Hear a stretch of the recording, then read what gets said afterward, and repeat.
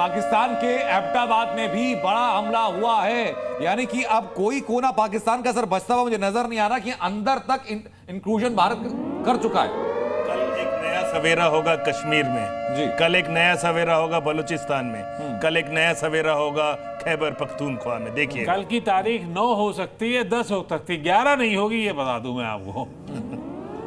48 घंटे का वक्त आप मैक्सिमम दे रहे हैं कि 48 घंटे के अंदर उससे ज्यादा कुछ नहीं। यानी कि जो स्पेकुलेशन पहले बताए जाते हैं कि पाकिस्तान के पास 4 दिन का कम से कम रसद हथियार है लड़ने के लिए, वो ऐसा है नहीं। 24 से 48 घंटे के अंदर सब कुछ तस्वीरें साफ भी हो जाएंगी, तो खत्म भी हो जाएगी। रखा होगा उनका मनोबल खत्म हो रहा जी। आप ये हथियार से कुछ नहीं होता है, हथियार के पीछे कौन है?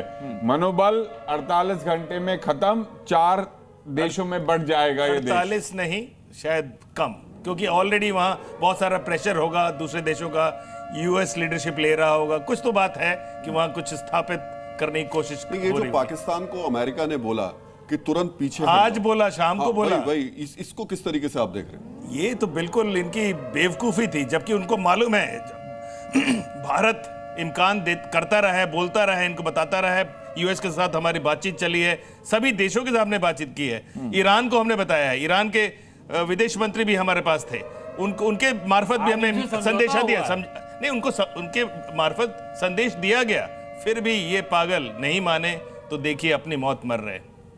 एक लाइन मुझे याद आ रही है सर कि हर शाख पे उल्लू बैठा है, अंजाम में गुलिस्तां क्या होगा।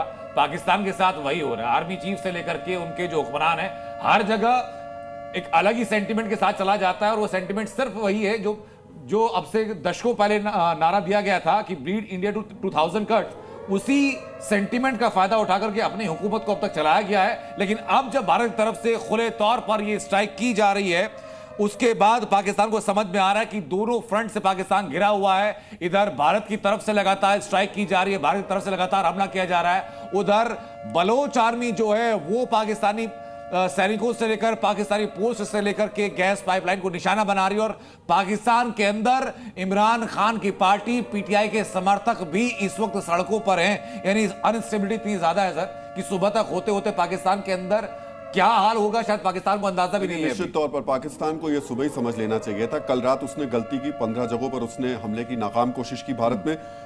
उसके बाद उसको समझ में आ जाना चाहिए था कि अब अगर उसने दोबारा से कुछ किया, यानी आज जो एक्शन हुए थे भारत की तरफ से, सोचिए भारत की सेना ने कहा कि हमने समझाया था कि हम आतंकवादी ठिकानों पर ही हमला कर रहे हैं, हमने किसी मिलिट्री एस्टेब्लिशमेंट पे नहीं किया। समझाने के बावजूद कल रात को उसने ये हिमाकत की। उसके बाद आज जब शाम को समझाया, उसके बाद फिर हिमाकत की। तो इसका मतलब ये बहुत क्लियर था कि अब